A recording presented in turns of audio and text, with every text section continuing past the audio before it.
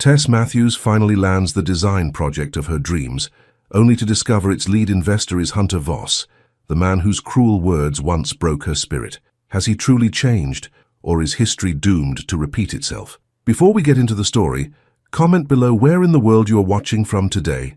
The morning sun shone through the large windows of Tess Matthews' downtown Austin office. At 28, she had built her interior design business from nothing. Matthews' design was finally getting attention, and her phone wouldn't stop ringing. "I need those fabric samples by noon," Tess said, tucking her phone between her ear and shoulder while sorting through sketches on her desk. Her assistant, Jade, nodded and quickly wrote it down. "And don't forget to confirm the meeting with the Perez family. They're our biggest residential client this month," Tess added. When Jade left, Tess sank into her chair and took a deep breath. Success felt good but exhausting. She glanced at the framed photo on her desk, her smiling with her Aunt Maxine at the opening of her first office space 2 years ago. "You did it, baby girl," Aunt Maxine had said that day. "Just remember what I always told you. Never let a man define you." Those words had been Tess's guiding light since she was 12, when her parents died in a car accident and Aunt Maxine took her in. They were words she lived by, especially after what happened 3 years ago. The memory still stung. That fancy investor dinner she'd been invited to as the up-and-coming designer to watch. The expensive wine. The rich, entitled men laughing too loudly. And then Hunter Voss, handsome, wealthy, and completely unaware. She could hear him talking to his friends at the next table. "I don't date black women. No shade. Just not attracted to them." Those words had cut through the restaurant noise like a knife. Tess had frozen, her wine glass halfway to her lips. The other men had laughed or looked uncomfortable, but no one had challenged him. Tess never forgot his face. Hunter Voss, the golden boy of Austin's venture capital scene. Old money, expensive suits, and apparently a narrow mind to match his narrow dating preferences. She'd walked out without saying a word, but she'd made a promise to herself. She would never let someone like him make her feel small again. The phone on her desk rang, pulling her from the memory. "Tess Matthews," she answered. "Ms. Matthews, this is Caroline Winters from Ecolux Developments." Tess sat up straighter. Ecolux was behind the most exclusive new hotel project in Austin, an eco-friendly luxury hotel that was getting national attention. "We've reviewed your portfolio, and we'd like to offer you the position of lead designer for our new hotel project." Tess nearly dropped the phone. This was it, the breakthrough her company needed. "I'm honored, Ms. Winters. I'd love to take on the project." "Wonderful. We have our first development meeting tomorrow at 10 a.m. I'll email you the details." After hanging up, Tess couldn't contain her excitement. She called Aunt Maxine immediately. "Auntie, you won't believe it. I got the Ecolux Hotel project." "I knew you would, baby girl." Aunt Maxine's voice was warm with pride. "God doesn't bring you this far to leave you." "This could put Matthews' design on the map nationally," Tess said. "No more scraping for clients, no more having to prove myself twice as hard." "You just keep being you," Aunt Maxine said. "Remember what I always say. Never let a man define you," Tess finished with a laugh. "Don't worry, Auntie. No man is going to distract me from this opportunity." The next morning, Tess dressed carefully in a crisp white blazer over a blue dress that complemented her skin tone. She gathered her portfolio and sketches, rehearsing her pitch in her head. The Ecolux offices occupied the top floor of a sleek downtown building. Floor-to-ceiling windows offered a stunning view of Austin's skyline. Tess stepped off the elevator, feeling confident and ready. "Miss Matthews, welcome," Caroline Winters greeted her. "Everyone's already in the conference room. Let me introduce you."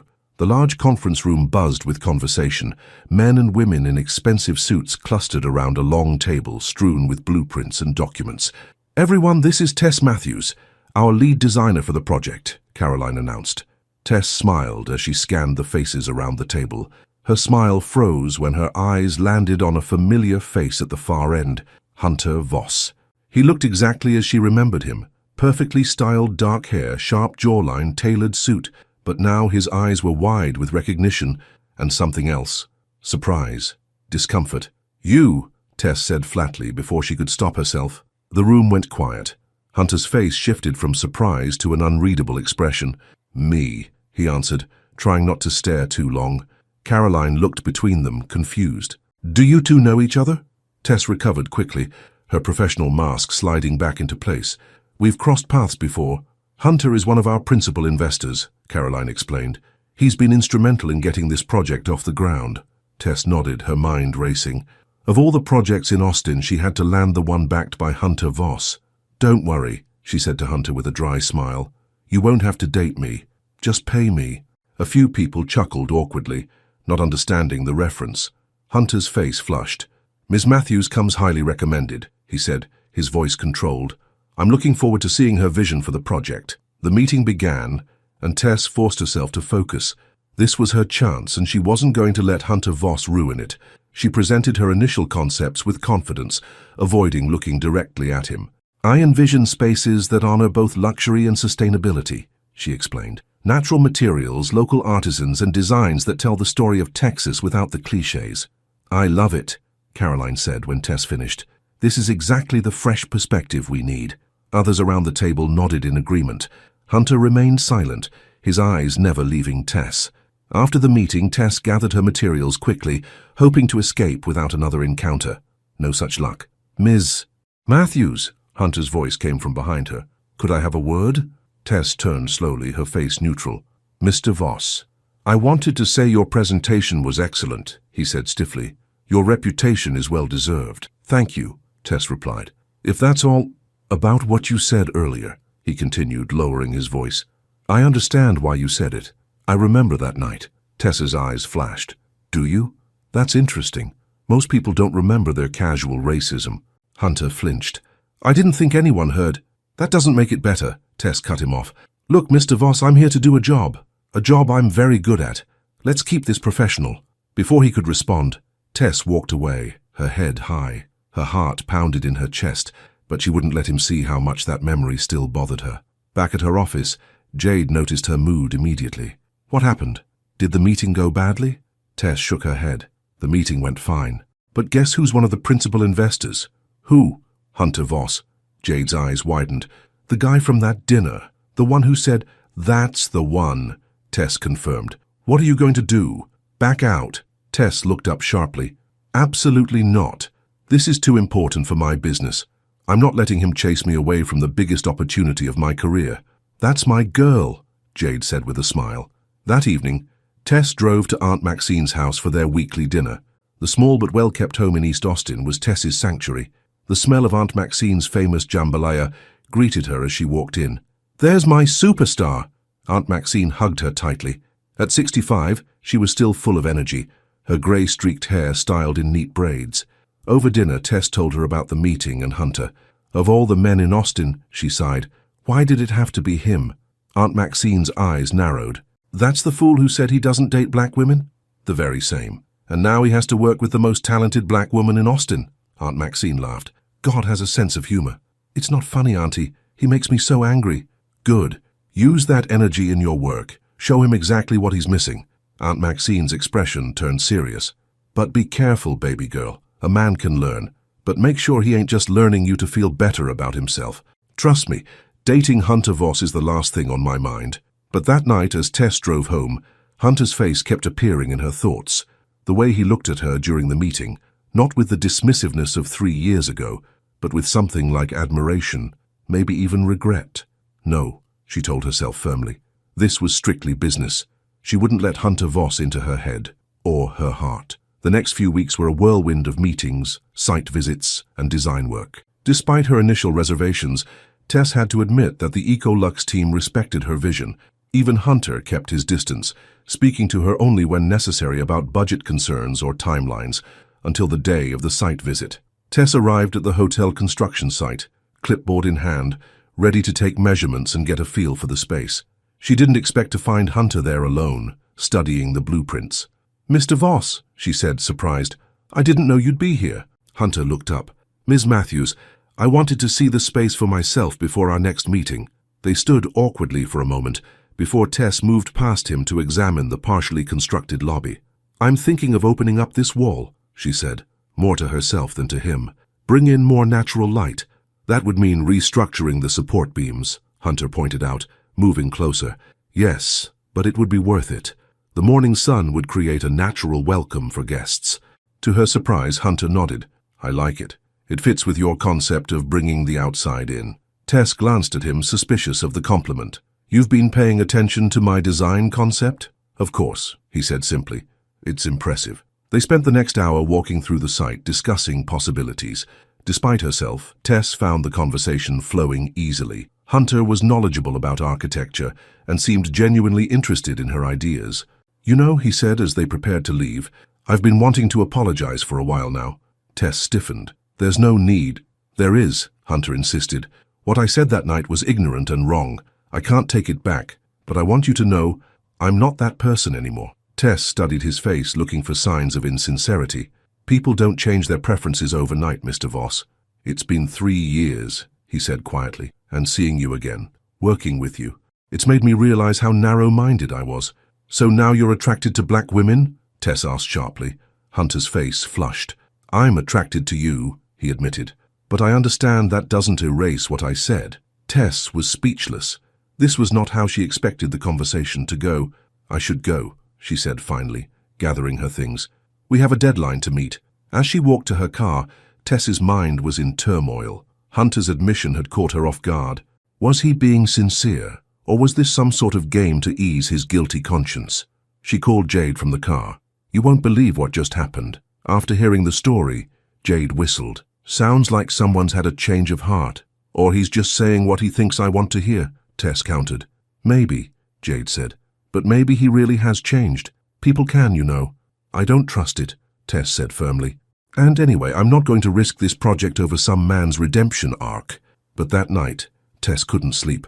Hunter's words kept replaying in her mind. "I'm attracted to you." What did that even mean, coming from a man who once declared he'd never be interested in someone like her? The next morning, Tess arrived at the office early, hoping to lose herself in work. She was deep in sketches when Jade buzzed her. "There's a delivery for you." A courier entered with a large, flat package. Tess opened it curiously and found a book of Caribbean architecture and design with a simple note. "Saw this and thought of your concept for the cultural influences in the hotel. HV." Tess flipped through the book, impressed despite herself. It was a thoughtful gift, professionally appropriate but personal. "From Hunter?"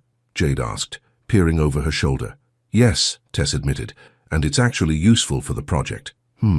Jade said with a knowing smile. "Don't me," Tess warned. "It's just a book." Later that week at the project meeting, Hunter sat across from Tess, his eyes finding hers whenever she spoke. She tried to ignore the flutter in her stomach. This was dangerous territory. After the meeting, Caroline pulled Tess aside. "The investors are thrilled with your progress," she said, "especially Hunter. He can't stop talking about your vision." Tess didn't know how to respond. Part of her was pleased, another part remained wary. As the weeks passed, Hunter continued to be professional but attentive. He asked thoughtful questions about her designs. He remembered details she mentioned in passing. Once, when a male contractor tried to talk over her, Hunter stepped in. "I believe Miss Matthews was speaking," he said firmly, "and since she's the design expert here, we should all listen." The small gesture didn't go unnoticed by Tess. One evening, as they were the last two left reviewing material samples in the conference room, Hunter cleared his throat. "Would you like to get dinner?" he asked. "To discuss the project," he added quickly. Tess hesitated. "I don't think that's a good idea." "Just as colleagues," Hunter insisted. "There's a new restaurant downtown I thought you might enjoy. They showcase local artists on their walls." Against her better judgment, Tess agreed. The restaurant was elegant but comfortable, with stunning artwork by local black artists prominently displayed. Tess was impressed by Hunter's choice. "How did you know about this place?" she asked as they were seated. "I've been exploring more diverse parts of Austin lately," Hunter admitted, "trying to broaden my perspectives." Throughout dinner, they talked about the project, but also about their backgrounds. Hunter spoke about growing up in old money, the expectations, the bubble he lived in. "It's not an excuse," he said, "but I never questioned anything I was taught until recently." "What changed?" Tess asked. Hunter looked at her directly. "Meeting you again, seeing how wrong I was." The intensity of his gaze made Tess uncomfortable. She changed the subject back to safer ground, the hotel project. As they left the restaurant, Hunter walked Tess to her car. "Thank you for dinner," she said politely. "Tess," Hunter said, using her first name for the first time, "I know you have every reason to distrust me, but I hope someday you'll give me a chance to prove I've changed." Tess studied his face in the dim parking lot light. There was a sincerity there she couldn't deny. "Good night, Hunter," she said softly, getting into her car. Driving home, Tess felt conflicted. Was she being unfair by not believing people could change? Or was she right to protect herself from someone who had hurt her before? The next day, she visited Aunt Maxine for advice. "He seems different," Tess admitted as they sat on the porch, "but I'm scared to trust it." Aunt Maxine took her hand. "Baby girl, only you can decide if he's worth the risk. But remember what I told you about men who are learning. Make sure he's not just learning me to feel better about himself," Tess repeated. "That's right. Is he changing because it's right or just to win you over?" It was a question Tess couldn't answer yet, but as the hotel project progressed and she spent more time with Hunter, she found herself warming to him despite her reservations. Until the day she met his mother. Eleanor Voss arrived unannounced at the construction site, a tall, elegant woman with steel-grey hair and cold eyes. Hunter's face tensed when he saw her. "Mother," he said, clearly surprised. "What are you doing here?" "I was in town and thought I'd see this project you've been so consumed with." Her eyes landed on Tess. "And who is this?" "Tess Matthews," Hunter said, "our lead designer." "Tess, this is my mother, Eleanor Voss." Eleanor's smile didn't reach her eyes. "How nice." Hunter mentioned the designer was unique. The emphasis on unique wasn't lost on Tess. "It's a pleasure to meet you, Mrs. Voss," Tess said professionally. "Mother, Tess has created an incredible concept for the hotel," Hunter said quickly. "Wait until you see her plans." Eleanor's gaze swept over Tess once more. "I'm sure they're very ethnic." The silence that followed was deafening.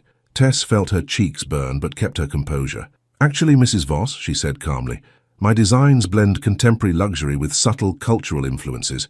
Nothing too ethnic for your comfort." Hunter looked mortified. "Mother, that's enough." "What?" Eleanor said innocently. "I meant it as a compliment. Diversity is very trendy right now." "I need to check on something with the contractor," Tess said, excusing herself before she lost her temper. As she walked away, she heard Hunter's angry voice. "How could you speak to her that way?" Eleanor's reply was too quiet to hear, but Hunter's response came clearly. "She's lovely and extremely talented, and I don't care what you or anyone in our circle thinks." Later, Hunter found Tess in what would become the hotel's main restaurant. "I'm so sorry about my mother," he said. "What she said was inexcusable." Tess nodded, still hurt. "Now I understand where you got those views you expressed 3 years ago." Hunter winced. "Yes, but that's not who I want to be anymore." "It's not that simple, Hunter," Tess said, finally using his first name. "This isn't just about you deciding to be different. This is about my life, my experiences. Do you have any idea what it's like to always be seen as other?" "No," Hunter admitted. "I don't, but I want to understand. I want to be better." His sincerity touched something in Tess. "Why?" she asked softly. "Why does it matter so much to you what I think?" Hunter stepped closer. "Because since you walked back into my life, I haven't been able to think of anyone else. Because you're brilliant and beautiful, and you make me want to be worthy of someone like you." Tess's heart raced. Despite all her walls, all her reservations, she couldn't deny the attraction between them. "I need time," she said finally. "This is complicated." Hunter nodded. "I understand. Take all the time you need. I'm not going anywhere." As Tess drove home that evening, her phone buzzed with a text from Hunter. "I told my mother that if she can't respect you, she's not welcome at the project site again." It was a small gesture, but it spoke volumes. Perhaps Hunter Voss really was changing. And perhaps, despite everything, Tess was falling for the one man she'd sworn she'd never want. 2 weeks after the encounter with Hunter's mother, Tess was buried in work at her office. The Ecolux hotel project was moving ahead quickly, and deadlines were piling up. "You've been working non-stop," Jade said, bringing Tess a cup of coffee. "Are you avoiding someone?" Tess looked up from her sketches. "I'm not avoiding Hunter. I'm just busy." "I didn't mention Hunter," Jade said with a sly smile, "but interesting that your mind went straight to him." Tess sighed. "Fine. Maybe I am avoiding him a little. Things got complicated because of his mother. That's part of it." Tess put down her pencil. "But it's more than that. He's saying all the right things, Jade. He's doing all the right things. And I'm starting to believe him. And that scares you," Jade guessed. "Terrifies me," Tess admitted. "What if I'm just setting myself up to get hurt again? Or what if you're missing out on something real?" Jade countered. "You can't hide in this office forever."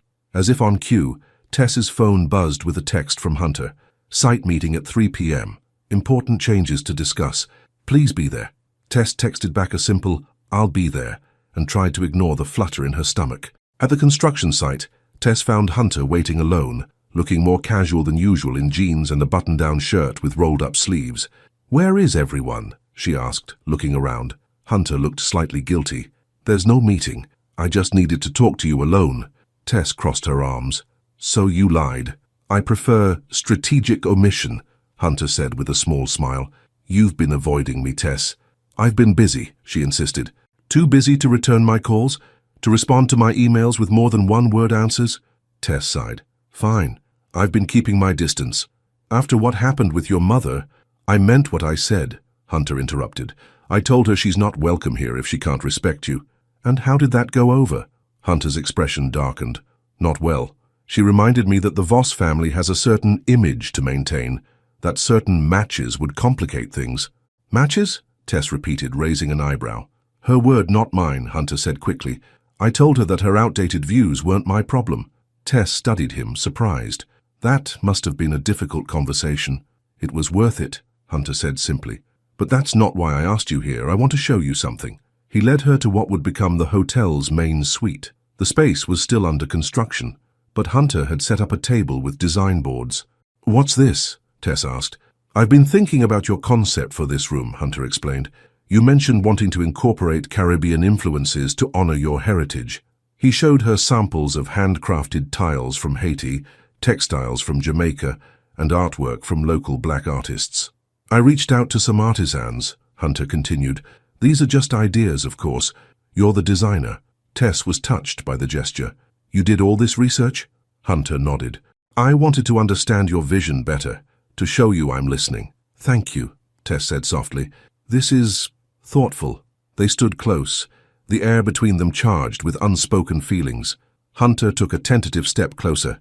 Tess, I know I hurt you, and I know it takes more than words to make up for that, but I'm trying to show you who I am now. Before Tess could respond, her phone rang. It was Caroline Winters.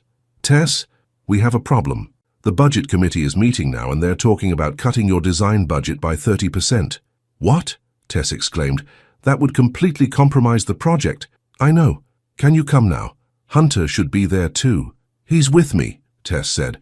We'll be right there. Hanging up, she explained the situation to Hunter, who looked troubled. This doesn't make sense. The budget was approved months ago. Well, someone's trying to change it, Tess said, already gathering her things, and I'm not going to let them ruin this project. They arrived at the Ecolux offices to find Caroline pacing outside the conference room. Thank goodness you're here, she said. It's Thomas Reed. He's saying your designs are too expensive, too risky. Thomas Reed was another investor, one Tess had met only briefly. He always seemed dismissive of her ideas. Let me handle this, Hunter said, straightening his shoulders. Inside the conference room, Thomas Reed was showing a presentation to the other committee members.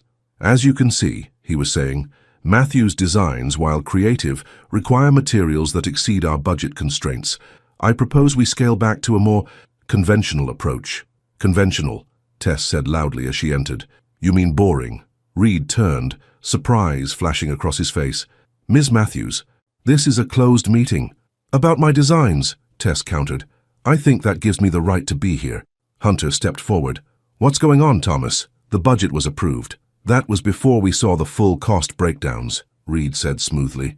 Your designer has expensive taste. Quality has a price, Tess said, keeping her voice level.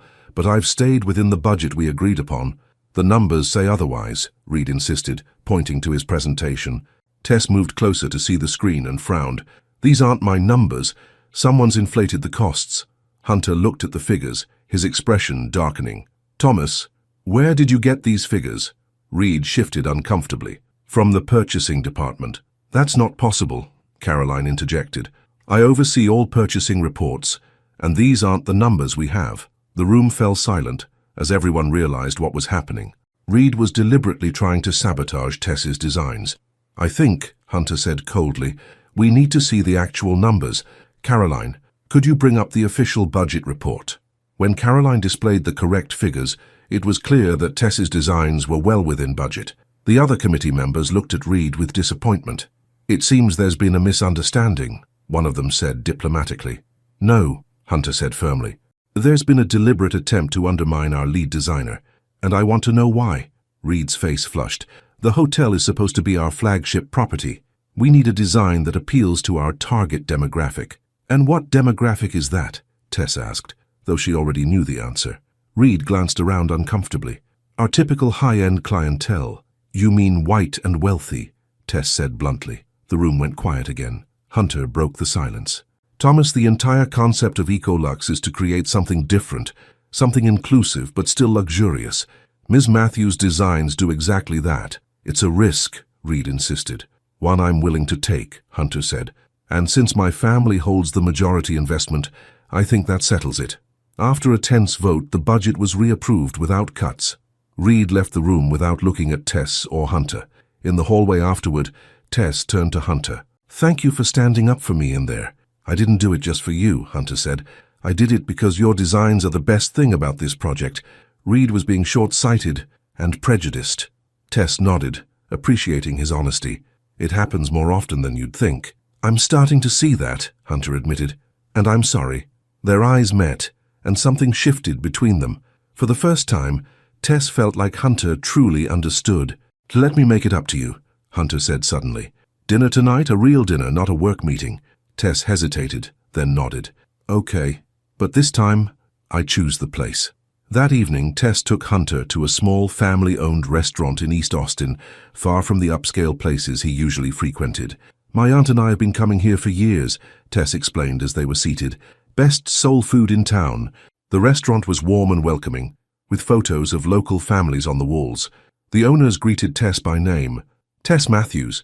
It's been too long, honey, the older woman said, hugging her. And you brought a friend. Mrs. Johnson, this is Hunter, Tess said. Hunter, this is Mrs. Johnson. She and her husband have owned this place for 40 years. Hunter stood and shook her hand respectfully. It's a pleasure to meet you, Mrs. Johnson. Mrs. Johnson looked him over with a knowing smile. Well, he's handsome, I'll give him that. It's not like that, Tess said quickly, feeling her cheeks warm. Mrs. Johnson said, clearly not believing her. I'll bring you both the special. Over dinner, Hunter seemed genuinely interested in the restaurant and the neighborhood. This food is amazing, he said, savoring the fried chicken and collard greens. I can't believe I've never been here. There's a lot of Austin you've never seen, Tess pointed out. Hunter nodded, acknowledging the truth in her words. I've lived in a bubble, Tess. I'm trying to change that. Why? Tess asked, the question that had been on her mind for weeks. Why now? Why me? Hunter considered her question carefully. At first it was guilt, he admitted. When I saw you again, I was ashamed of what I'd said. I wanted to prove I wasn't that person. And now? Now it's because I see you, Hunter said simply. Really see you. Your talent, your strength, your beauty. And I can't believe I ever said I wouldn't be attracted to someone like you. The honesty in his voice made Tess's heart race, but years of guarding herself didn't disappear overnight. Pretty words, she said softly. But Hunter, I need more than words. Tell me what you need, he said, reaching across the table to take her hand. I want to get this right. Before Tess could answer, the restaurant door opened and a familiar voice called out. There's my girl.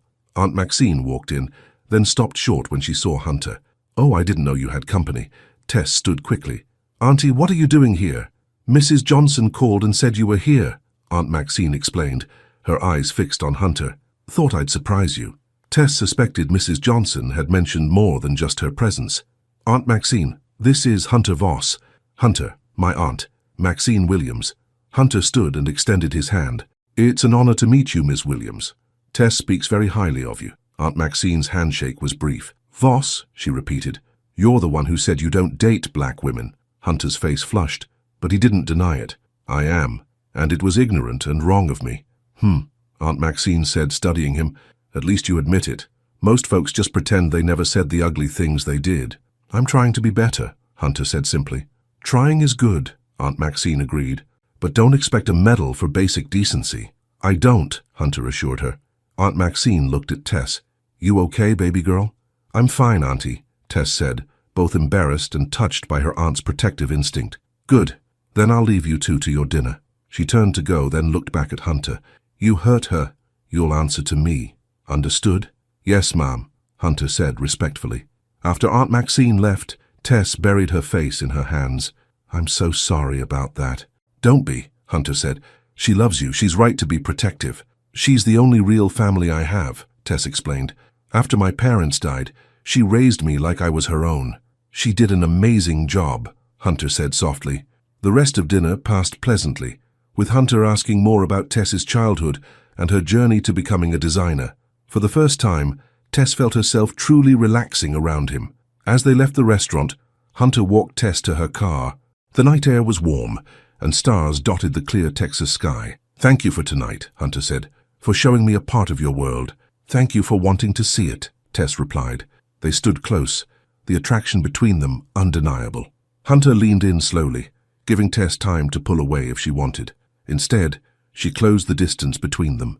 The kiss was gentle at first, then deepened as Tess allowed herself to feel what she'd been fighting for weeks. Hunter's arms encircled her waist, pulling her closer. When they finally broke apart, both were breathing heavily. "I've wanted to do that since you walked into that first meeting," Hunter admitted. Tess smiled. "Even though I'm not your type." "You're exactly my type," Hunter said, tucking a strand of hair behind her ear. "I was just too blind to see it." The moment was interrupted by Tess's phone buzzing. It was a text from Jade. "Emergency at the site. Water damage in the East Wing. Contractors need decisions ASAP." Tess sighed. "Duty calls. There's a problem at the hotel. I'll come with you," Hunter offered. At the construction site, they found a mess. A pipe had burst, flooding part of the area where Tess had planned a luxury spa. The contractors were arguing about how to proceed. "We'll have to rip out all the framing and start over," one was saying. "That will set us back at least 3 weeks, another objected. Tess surveyed the damage, her mind already calculating solutions. "We don't need to start over," she said firmly. "We can salvage most of the structure." "With all due respect, Ms. Matthews, this is a construction issue, not a design issue," the first contractor said dismissively. Before Tess could respond, Hunter stepped in. "Ms. Matthews is the lead on this project, and she knows what she's talking about. If she says we can salvage it, then that's what we do." The contractor looked surprised but nodded reluctantly. "Yes, sir." Tess gave Hunter a grateful look, then turned back to the problem. For the next 2 hours, she worked alongside the construction team, revising plans on the spot and directing the cleanup efforts. Hunter stayed the whole time, rolling up his sleeves to help move damaged materials and listening carefully to Tess's instructions. By midnight, the crisis was contained. The damage would delay things by only a few days, not weeks. "You were amazing," Hunter said as they finally prepared to leave. "The way you took charge, found solutions on the fly." "It's my job," Tess said modestly. "It's more than that," Hunter insisted. "It's who you are. You don't just design spaces, Tess. You transform them." Exhausted but pleased, Tess smiled. "Are you always this complimentary at midnight?" "Only when I'm impressed," Hunter said, "which, with you, is always." He walked her to her car again, both of them dirty and tired from the work. "About that kiss," Tess began. "I don't regret it," Hunter said quickly. "Do you?" Tess considered the question. "No," she admitted, "but I'm still cautious, Hunter. This is complicated." "I know," he said, "and I'll wait until you're ready, no pressure." He leaned in and kissed her cheek softly. "Good night, Tess." Driving home, Tess couldn't stop thinking about Hunter, the way he'd defended her to the contractors, the way he'd worked alongside her without complaint, the way he kissed her. Was she really falling for Hunter Voss? The next day, Tess arrived at her office to find a delivery, a beautiful orchid with a simple note. "You're extraordinary, H." "Someone's smitten," Jade observed with a grin. "It's just a thank you for handling the crisis last night," Tess insisted, though she couldn't help smiling. "Right," Jade said, clearly not convinced. "That's why you're blushing." Before Tess could respond, her phone rang. It was Eleanor Voss. "Ms. Matthews," Eleanor's cold voice came through the line. "I'd like to meet with you. Today, if possible." Tess was surprised. "Mrs. Voss, I'm quite busy with the hotel project." "This won't take long," Eleanor said. "Shall we say noon at the Capitol Grill?" Tess hesitated, then agreed. She was curious what Hunter's mother wanted. The Capitol Grill was one of Austin's most exclusive restaurants, frequented by politicians and old money. Tess arrived precisely at noon, dressed in a sleek burgundy dress that projected confidence. Eleanor Voss was already seated, looking elegant and imposing in a cream-colored suit. She didn't stand when Tess approached. "Ms. Matthews," she said with a thin smile, "thank you for meeting me." "Mrs. Voss," Tess replied, taking a seat across from her. "What can I do for you?" Eleanor didn't waste time on pleasantries. "I'll be direct. I understand you've been seeing my son." "Hunter and I work together," Tess said carefully. "Please," Eleanor said with a dismissive wave. "Hunter hasn't stopped talking about you. It's quite tiresome, actually." Tess kept her expression neutral. I'm not sure why that concerns you. Because I know my son, Eleanor said. When he fixates on something, he can be quite impulsive. I'm worried he's making a mistake. A mistake, Tess repeated, her voice cool. And what mistake would that be? Don't misunderstand me, Ms. Matthews. You seem like a lovely person. Very talented, I'm sure. But Hunter has certain responsibilities to his family, his position in society. Are you saying I'm not good enough for your son? Tess asked bluntly. Eleanor's smile tightened. I'm saying you're from different worlds. Surely you can see that yourself. Different doesn't mean incompatible, Tess countered.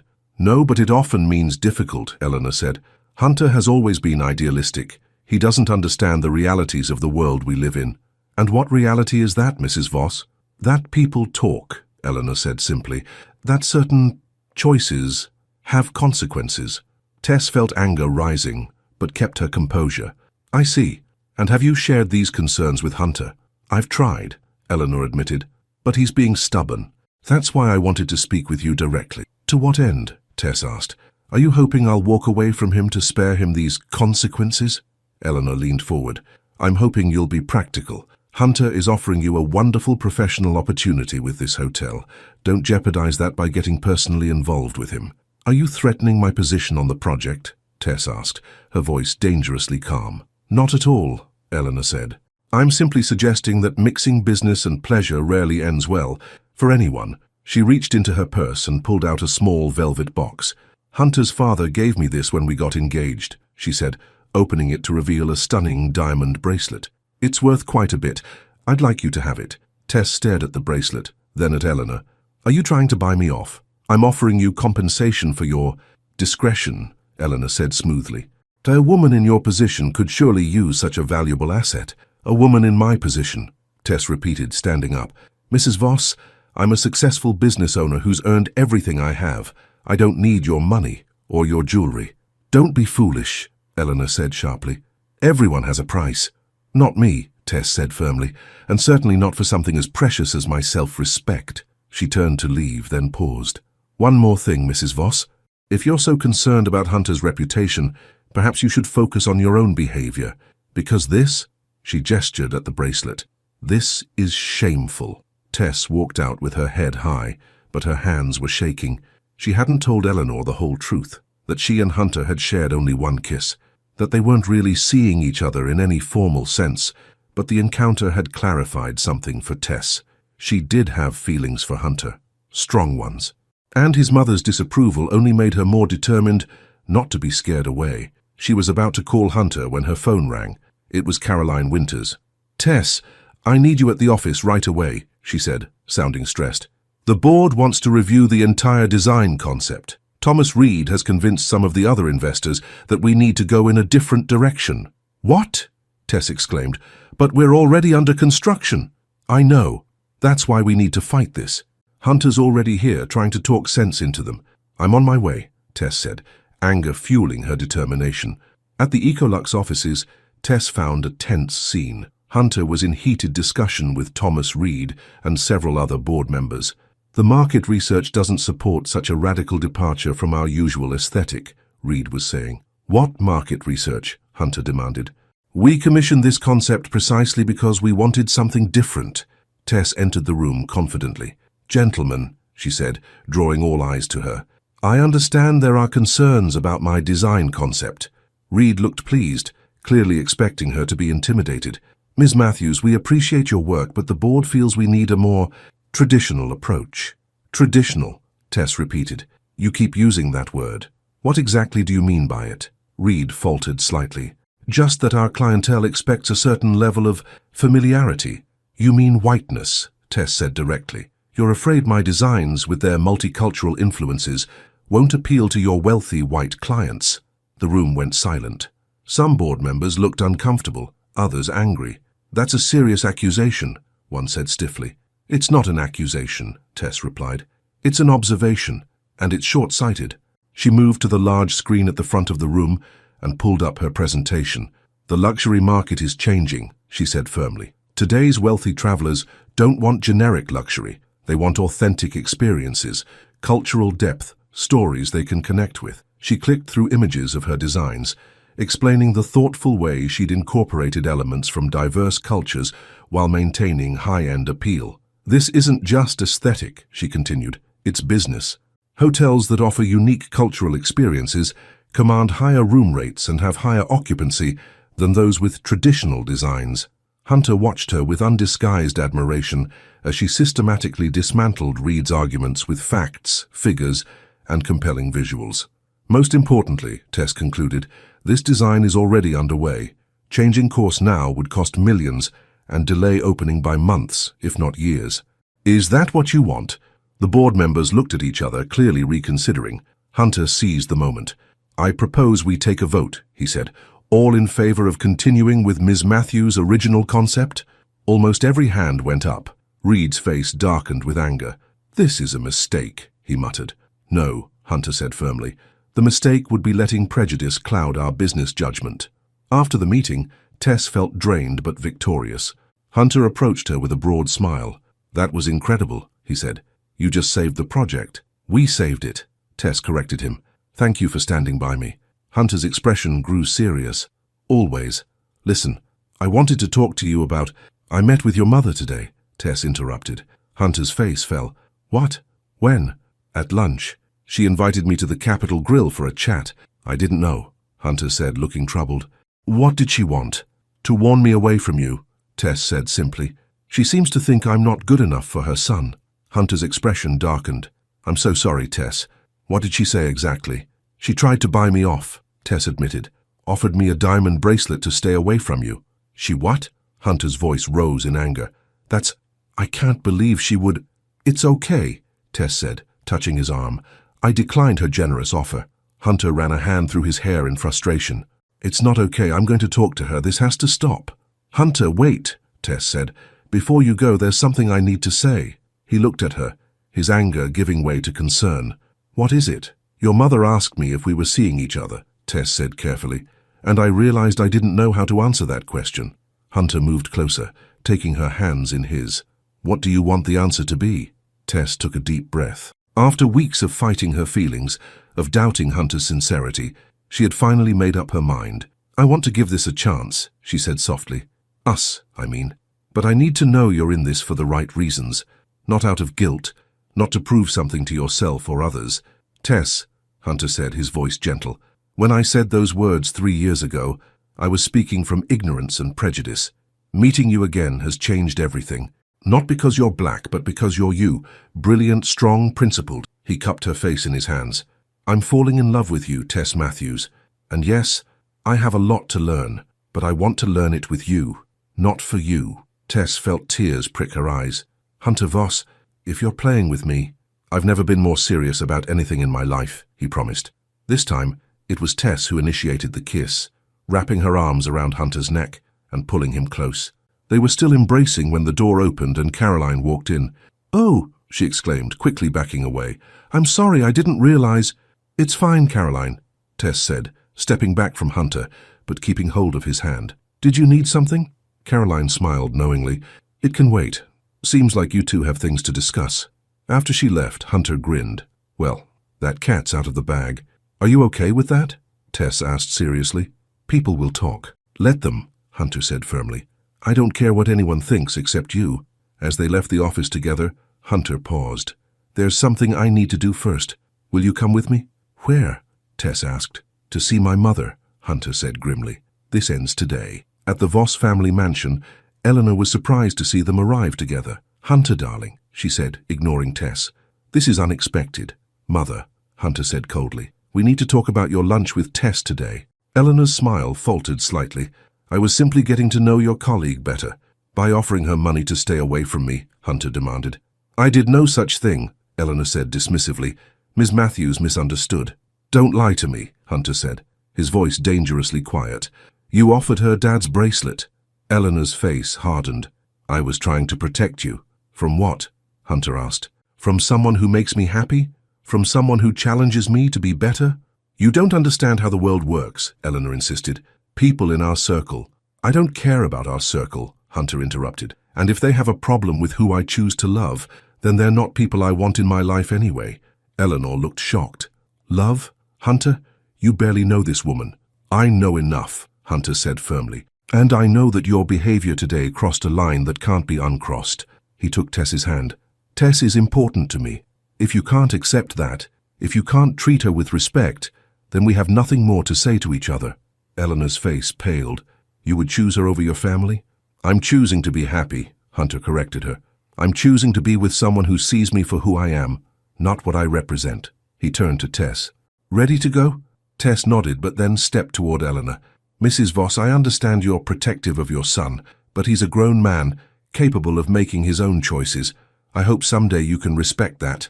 Eleanor didn't respond, her face a mask of cold anger. As they drove away from the mansion, Tess looked at Hunter. Are you okay? That was intense. Hunter nodded, his knuckles white on the steering wheel. I've been wanting to say those things to her for years. Not just about you, but about everything. The expectations, the prejudice, all of it. I'm sorry it came to this, Tess said softly.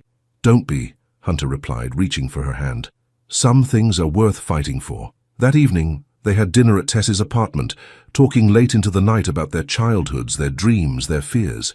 For the first time, Tess felt like she was seeing the real Hunter, not the polished venture capitalist, but the man beneath. You know what the worst part is? Hunter said as they sat on her couch, his arm around her shoulders. I believed it all for so long. The things my parents taught me about status, about who was suitable, I never questioned any of it until I met you again. People can change, Tess said, thinking of her earlier doubts. If they want to badly enough. I want to, Hunter said seriously. Not just for you, but for myself. I don't want to be that person anymore. Tess leaned her head on his shoulder. You're not. That man would never have stood up to his mother like you did today. Hunter kissed the top of her head. I meant what I said to her, Tess. I'm falling in love with you. Tess lifted her head to look at him. I'm falling for you too, she admitted. And it scares me to death. Why? Hunter asked gently. Because I never thought I'd feel this way about someone who once said they'd never want someone like me. Hunter winced. I wish I could take those words back. You can't, Tess said, but you can prove them wrong every day forward. I will, Hunter promised, sealing his words with a kiss. As Tess drifted off to sleep that night, she thought about how far they'd come in such a short time, from hurt and distrust to the beginning of something real. There would be challenges ahead. Hunter's mother, Thomas Reed, the pressures of their different worlds colliding. But for the first time, Tess believed they might be strong enough to face them together. The next few weeks were a whirlwind for Tess and Hunter. During the day, they worked side by side on the hotel project, maintaining professional boundaries. But evenings and weekends were theirs alone, filled with dinners, long talks, and growing affection. You're glowing, Aunt Maxine observed one Sunday afternoon as Tess helped her prepare lunch. That Voss boy must be treating you right. Tess smiled, unable to hide her happiness. He is, Auntie. He's not what I expected. Aunt Maxine said, eyeing her niece. Just remember what I told you. I know, Tess replied. Make sure he's not just learning me to feel better about himself. And? Aunt Maxine prompted. Tess laughed. And keep my eyes open. Trust but verify. That's my girl. Aunt Maxine patted her cheek affectionately. Now, is he coming to Sunday dinner or what? I made extra. Next week, Tess promised. He's meeting with contractors today. The truth was, Hunter was doing much more than that. He had called Tess that morning with excitement in his voice. I'm meeting with a diversity consultant, he had explained, for my investment firm. It's long overdue. Tess had been touched by his initiative. Hunter wasn't just talking about change, he was actively working toward it in all areas of his life. At her office on Monday morning, Tess was reviewing fabric samples when Jade buzzed her. There's a Thomas Reed here to see you, she said, her voice wary. Should I send him away? Tess hesitated. After the budget meeting confrontation, she hadn't spoken directly to Reed. No, I'll see him. Send him in. Reed entered her office with none of his usual arrogance. He looked uncomfortable, almost nervous. Ms. Matthews, he began, I wanted to speak with you privately. Tess gestured to a chair, but remained standing herself. What can I do for you, Mr. Reed? Reed sat stiffly. I owe you an apology. My behavior regarding your designs was unprofessional. Tess raised an eyebrow, surprised by this sudden change. Yes, it was. May I ask what prompted this apology? Reed shifted in his seat. Let's just say I've had some time to reflect, and some encouragement from others to do so. Hunter spoke to you, Tess guessed. Reed nodded reluctantly. He made some compelling points about my biases, points I couldn't ignore. I see, Tess said, studying him. She wasn't sure if his apology was sincere or merely political. I also wanted to inform you that I'll be stepping back from direct involvement in the Ecolux project, Reed continued. I think that would be best for everyone. That's your decision, Tess said neutrally. Reed stood, clearly eager to end the uncomfortable conversation. That's all I wanted to say. Good day, Ms. Matthews. After he left, Tess immediately called Hunter. Did you force Thomas Reed to apologize to me? She asked without preamble. Force is a strong word, Hunter replied. I suggested it would be the right thing to do, did he? Just now, Tess confirmed. He's also stepping back from the project. That was his idea, Hunter said. After our conversation, he seemed to realize he wasn't adding value. What exactly did you say to him? Tess asked, curious. The truth, Hunter said simply. That his attempts to undermine you were transparent and embarrassing. That they reflected poorly on him, not you, and that if he couldn't work professionally with the lead designer I'd selected, perhaps he should reconsider his involvement. My knight in shining armor, Tess teased, though she was genuinely touched. Hardly, Hunter replied. You were handling him just fine on your own. I just accelerated the timeline. That evening, they celebrated with dinner at a new restaurant downtown. Over dessert, Hunter reached for Tess's hand. I've been thinking, he said, his expression serious. The hotel's opening gala is in 2 months. I'd like you to be my date. Officially. Tess hesitated. Hunter, that would be very public. Everyone will be watching. Good, Hunter said firmly. I want everyone to see us together. I'm proud to be with you, Tess. Even though there will be talk, whispers, your mother's friends giving us the side eye? Especially because of that, Hunter insisted. It's time people like my mother and her friends realized their days of quiet disapproval are over. Tess squeezed his hand. Okay, but I'm wearing something fabulous that will give them even more to talk about. Hunter grinned. I wouldn't have it any other way. The next morning, Tess received an unexpected call from Eleanor Voss. Ms. Matthews, Eleanor's cold voice came through the phone. I'd like to meet with you again. Tess sighed. Mrs. Voss, our last meeting wasn't particularly productive. This is different, Eleanor insisted. Please, it's important. Against her better judgment, Tess agreed to meet Eleanor for coffee that afternoon. Eleanor looked less polished than usual when Tess arrived at the cafe. There was a vulnerability in her expression that Tess hadn't seen before. Thank you for coming, Eleanor said, her voice softer than usual. What's this about, Mrs. Voss? Tess asked directly. Eleanor took a deep breath. Hunter hasn't spoken to me in 3 weeks, not since that day at the house. I'm sorry to hear that, Tess said carefully, but that's between you and your son. He's never done this before, Eleanor continued. Even when we disagreed, he always maintained contact. But now, her voice trailed off. What do you want from me? Tess asked. I want to understand, Eleanor said, surprising Tess. What does he see in you? Why is he willing to throw away everything for this relationship? Tess felt a flash of anger but controlled it. First, he's not throwing away anything. Second, you'd have to ask him what he sees in me. I can't speak for him. But you must know, Eleanor pressed. You must have some idea why he's so fixated. Love isn't fixation, Mrs. Voss, Tess said firmly. And if you're asking if I've somehow tricked or manipulated your son, the answer is no. We connected through work. We found we have a lot in common. We care about each other. It's really that simple. Eleanor looked skeptical. Nothing about Hunter is simple. He's a Voss. He has responsibilities, expectations, which are yours, not his, Tess interrupted. Have you ever asked Hunter what he wants? What makes him happy? Eleanor fell silent, her eyes lowering to her untouched coffee. Mrs.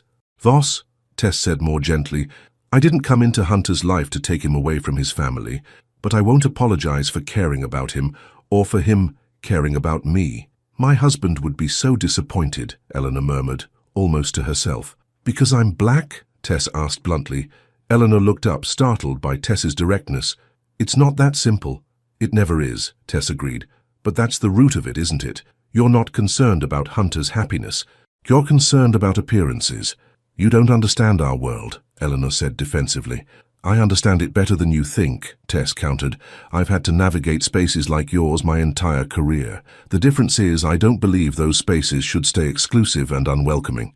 Eleanor studied Tess with new eyes. You're very direct. Life's too short not to be, Tess replied. Look, Mrs. Voss, I can't make Hunter speak to you again. That's his choice. But if you want any kind of relationship with your son going forward, you're going to have to accept that he makes his own decisions now. including who he loves. And he loves you? Eleanor asked quietly. He says he does, Tess said. And I believe him. Eleanor nodded slowly, seeming to absorb this. Thank you for meeting with me, Ms. Matthews. You've given me a lot to think about. Tess wasn't sure if she'd made any difference, but she hoped Eleanor would at least try to understand Hunter's perspective. That evening, Tess told Hunter about the meeting. She reached out to you? He asked, surprised. That's unexpected. She misses you, Tess said. Whatever else she is, she's still your mother. Hunter sighed. I know, but I meant what I said to her. I can't have her in my life if she can't respect you. People can change, Tess reminded him. If they want to badly enough. Hunter smiled at her words, echoed back to him. We'll see, but I'm not holding my breath. As the hotel project neared completion, Tess spent long hours on site, overseeing the installation of her designs. Hunter often joined her, bringing coffee and offering support. One evening, as they stood in what would soon be the hotel's main restaurant, Hunter wrapped his arms around Tess from behind. It's even more beautiful than the renderings, he said, looking at the space taking shape around them. You've created something extraordinary here. Tess leaned back against him, enjoying the rare, quiet moment amid the hectic final weeks. We did. This project has changed everything for me. For me too, Hunter said softly, turning her to face him. Not just professionally. He kissed her gently, then more deeply. In the deserted construction site, with only the security lights illuminating the space, they held each other close. I love you, Tess Matthews, Hunter whispered against her hair. I love you too, Tess replied, the words coming easily now. Even though you're the last man I ever thought I'd say that to. Hunter laughed. Life has a way of surprising us. The night of the hotel's opening gala arrived with great anticipation. The Ecolux had already generated buzz in the national press for its innovative design and cultural elements. Tess stood in her apartment, examining herself in the mirror. She had chosen a stunning gold gown that hugged her curves and complemented her dark skin. Her hair was styled in an elegant updo, and she wore the earrings her mother had left her one connection to the parents she'd lost so young. Aunt Maxine, who was helping her get ready, whistled appreciatively. Baby girl, you're going to stop traffic in that dress. That's the plan, Tess said with a smile. Hunter's mother and her friends will be there. I want to make sure they have something to really talk about. Just remember, Aunt Maxine said, adjusting Tess's necklace. You're not dressing up for them or to prove anything to them. You're celebrating your success. You're right, Tess agreed. This night is about the hotel, about what we've created. The doorbell rang, and Aunt Maxine went to answer it. That must be your man. Let me give him the once-over before you come out. Tess laughed, knowing her aunt still enjoyed making Hunter a little nervous. She heard their voices in the living room. Then Aunt Maxine called, Come on out, baby girl. Let's see if he can still speak when he sees you. Tess walked into the living room to find Hunter in a perfectly tailored tuxedo, looking as handsome as she'd ever seen him. When he saw her, his eyes widened and his mouth opened slightly. Wow, he said softly. There are no words.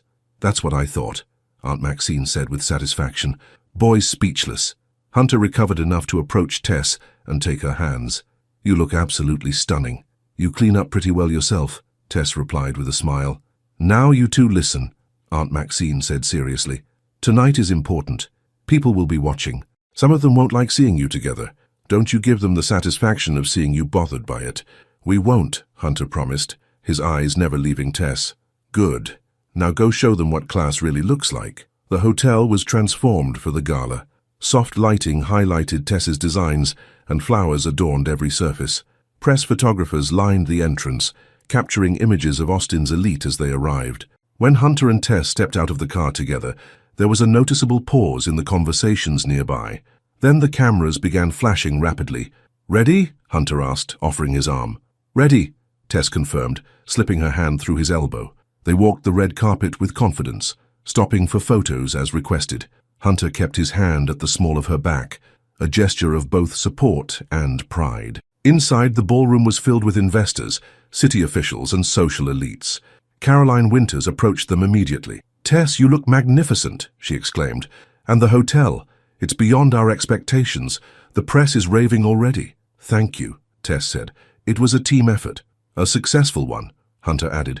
Advance bookings are already at 80% for the first 6 months. As they moved through the crowd, Tess was aware of the whispers, the glances. Some were admiring, others clearly disapproving. She ignored them all, focusing instead on the triumph of seeing her designs come to life around her. Then she spotted Eleanor Voss, standing with a group of older women who were casting not-so-subtle looks in their direction. "Your mother's here," Tess murmured to Hunter. Hunter tensed slightly. "I didn't think she'd come. Do you want to speak to her?" Tess asked.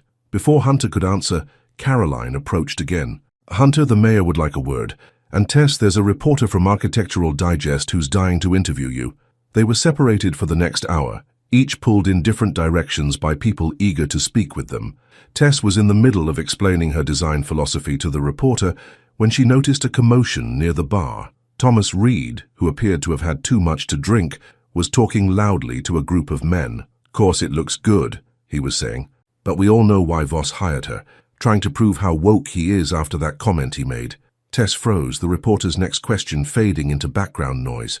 She excused herself and moved closer to hear more. "What comment was that?" one of the men asked Reed. Reed laughed. "At the Maxwell dinner 3 years ago, he said he'd never date a black woman. Not attracted to them, he said. And now look at him, parading her around like some trophy of his enlightenment." Tess felt her face flush with anger and embarrassment. The story of Hunter's comment was now being shared publicly, twisting their relationship into something ugly and false. Before she could decide what to do, Hunter appeared at her side. "Everything okay?" he asked, then saw Reed and the group of men. "What's going on?" "Reed is sharing the story of your comment from 3 years ago," Tess said quietly, "making it sound like you're only with me to prove something." Hunter's face darkened with anger. "I'll handle this." "Hunter, wait!" Tess began, but he was already striding toward Reed. "Thomas," Hunter said loudly enough for nearby guests to hear, "I think you've had enough to drink." Reed turned, a sloppy smile on his face. "Hunter, we were just talking about you and your designer." "I heard," Hunter said coldly, "and I think you should leave." "Why?" Reed challenged. "Because I'm telling the truth. Everyone knows you're only with her to assuage your guilty conscience." The surrounding conversations died down as people turned to watch the confrontation. "You're drunk and making a fool of yourself," Hunter said, his voice dangerously controlled. "Security will escort you out."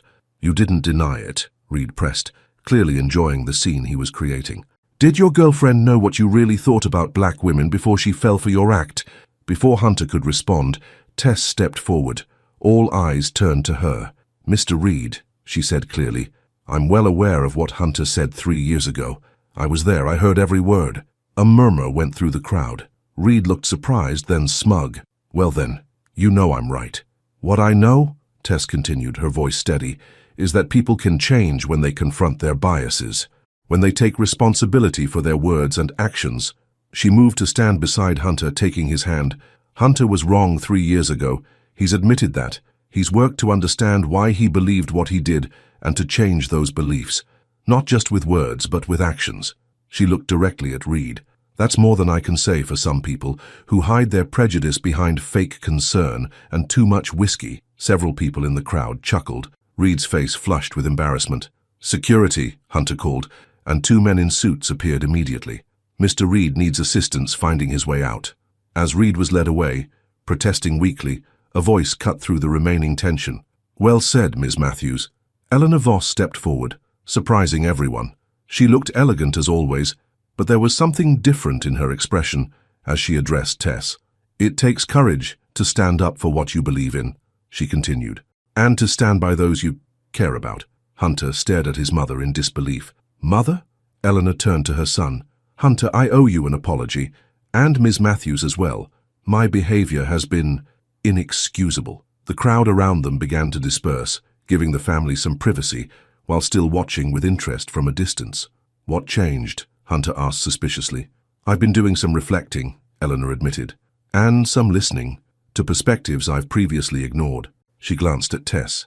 "Our conversation was enlightening." Hunter looked between his mother and Tess, clearly surprised by this development. "I can't promise I'll change overnight," Eleanor continued. "Old habits and beliefs run deep, but I can promise to try because I don't want to lose my son." She hesitated, then added, "and because perhaps I've been wrong about many things." Hunter was speechless. Tess squeezed his hand supportively. "Thank you, Mrs. Voss," she said. "That means a lot." Eleanor nodded stiffly, clearly uncomfortable with the vulnerability she was showing. "Well, I should let you get back to your guests. This is your night, after all." As she walked away, Hunter turned to Tess. "Did you know about this?" "I had no idea," Tess assured him. "We talked, but I never expected her to actually listen." Hunter shook his head in amazement. "You're remarkable, you know that. You managed to get through to my mother when no one else ever has." "I just told her the truth," Tess said simply, "that her son deserves to be happy, even if it's not in the way she planned."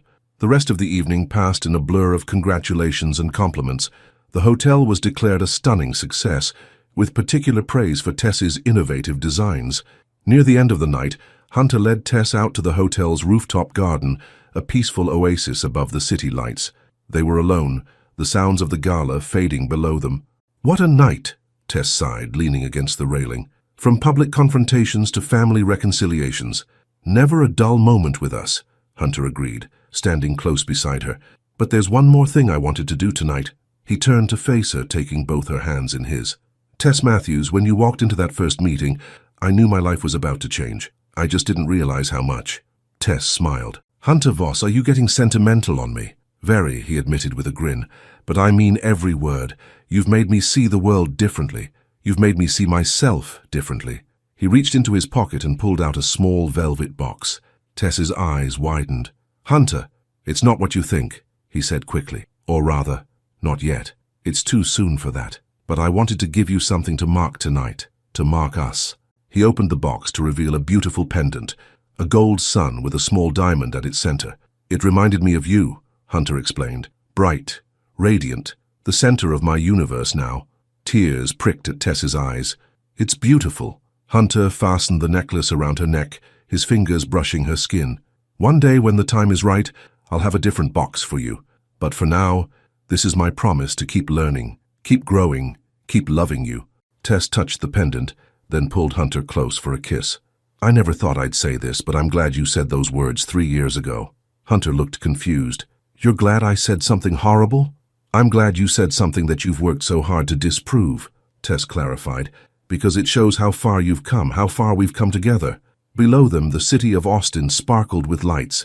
Above, the stars shone brightly in the Texas sky. And between them, on that rooftop garden, Tess and Hunter held each other close, their unlikely love story just beginning. 3 months after the hotel's successful opening, Tess's design firm was busier than ever. The Ecolux had been featured in every major design magazine, with particular praise for the way Tess had blended cultural influences with luxury aesthetics. New clients were calling daily, eager to work with the designer everyone was talking about. "Your schedule is completely booked for the next 6 months," Jade reported one morning, setting a stack of messages on Tess's desk. "And these are just the calls from yesterday." Tess shook her head in amazement. "I never imagined the hotel would lead to all this." "It's not just the hotel," Jade pointed out. "It's you. People are finally seeing what I've known all along. You're brilliant and incredibly busy," Tess sighed, looking at her calendar. "I've hardly seen Hunter all week." As if on cue, her phone buzzed with a text from him. "Miss you, dinner tonight? I have news." Tess smiled and texted back, "Your place 7 p.m. I'll bring dessert." Their relationship had settled into a comfortable rhythm over the past months. Hunter had gradually repaired his relationship with his mother, though things remained somewhat formal between Eleanor and Tess. Thomas Reed had moved to Chicago after the gala incident, much to everyone's relief. That evening, Tess arrived at Hunter's penthouse apartment to find the lights dimmed and candles glowing throughout the space. "What's all this?" she asked as Hunter greeted her with a kiss. "Just felt like making tonight special," he said, taking the bakery box from her hands. "You've been working so hard I thought you deserved some pampering." Dinner was already prepared. Hunter had become quite the cook over the past months, another way he'd surprised Tess. "So what's the news?" Tess asked as they settled at the dining table. "Your text sounded important." Hunter took a deep breath. "I've made a decision about the investment firm. I'm stepping back from day-to-day operations." Tess stared at him. "What? Why? You love your work." "I did," Hunter corrected.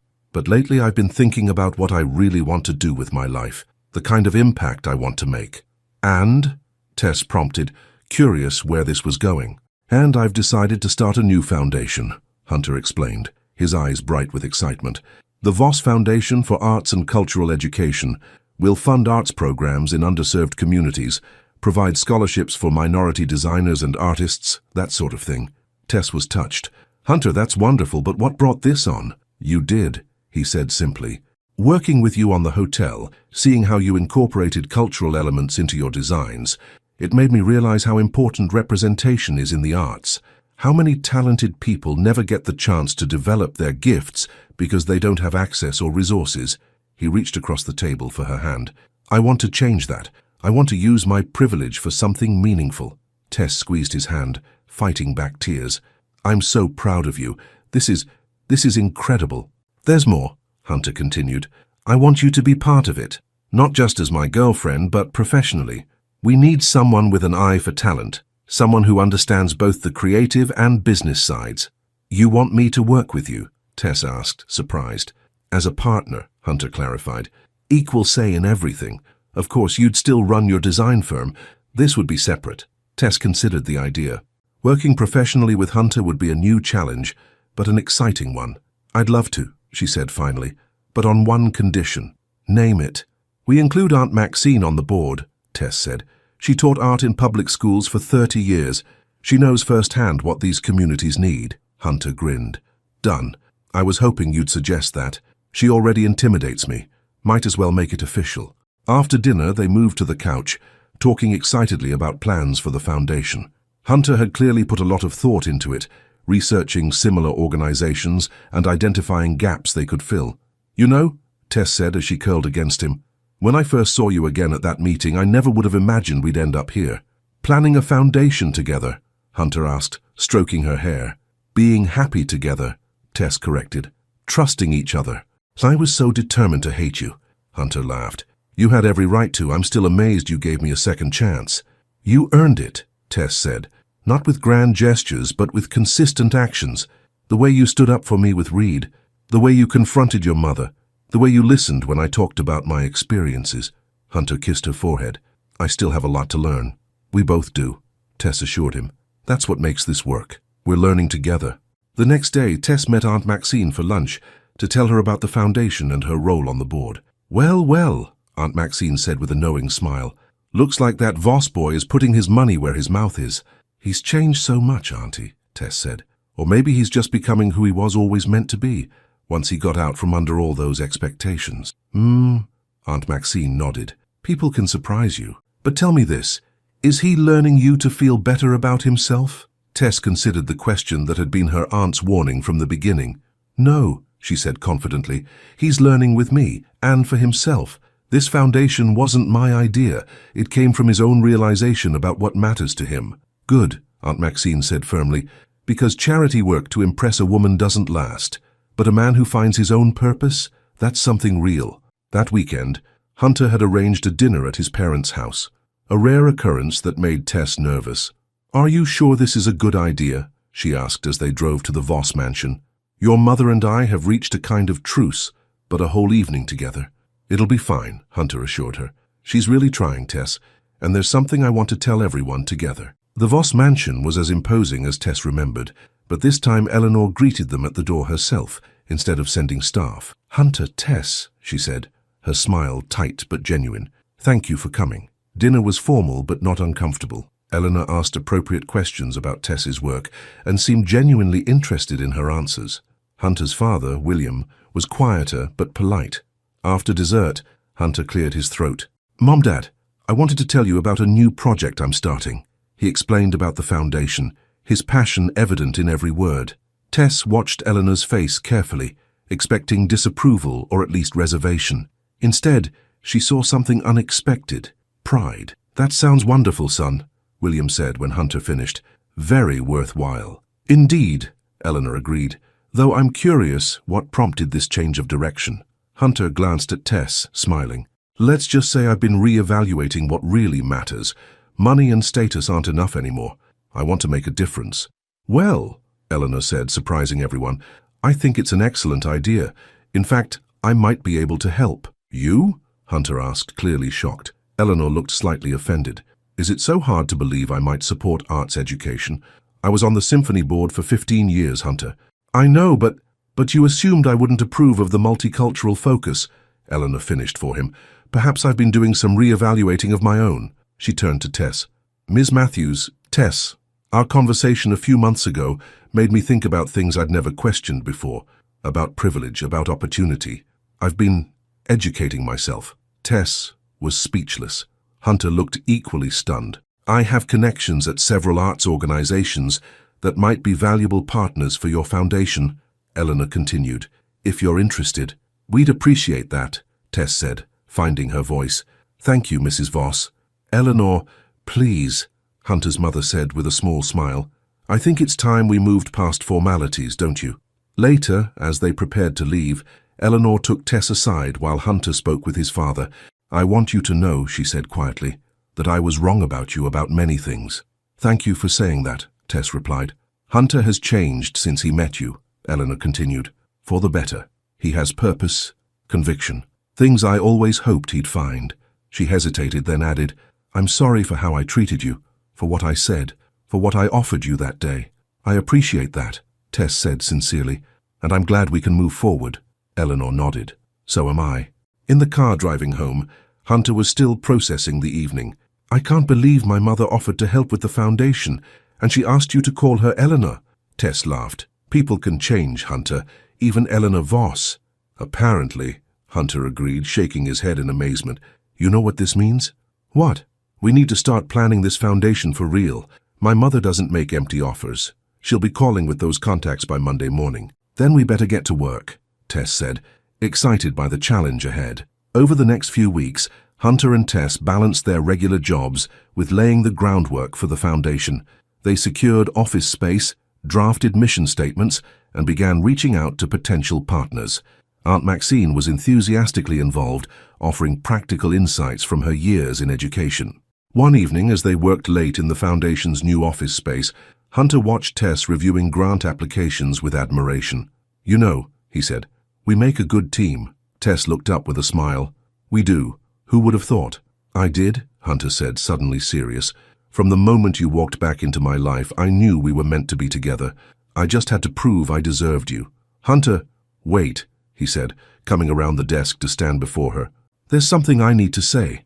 He took her hands, pulling her gently to her feet.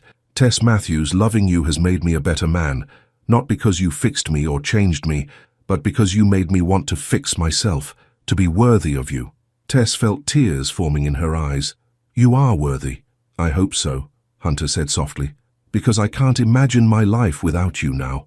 To Tess's surprise, he lowered himself to one knee. I know we've only been together for months, not years. I know some people might think it's too soon, but when you know, you know. He pulled a small velvet box from his pocket, different from the one that had held the pendant. Tess Matthews, I was raised to believe you weren't an option, but loving you became the only one. He opened the box to reveal a stunning diamond ring. Will you marry me? Tess stared at the ring, then at Hunter's hopeful face. All the doubts she'd had, all the walls she'd built to protect herself, had gradually fallen away as Hunter proved himself day after day. Are you sure? She asked, her voice barely above a whisper. People will talk. Your mother's friends. Let them talk, Hunter said firmly. The only opinion that matters to me is yours. Tess took a deep breath, her heart full.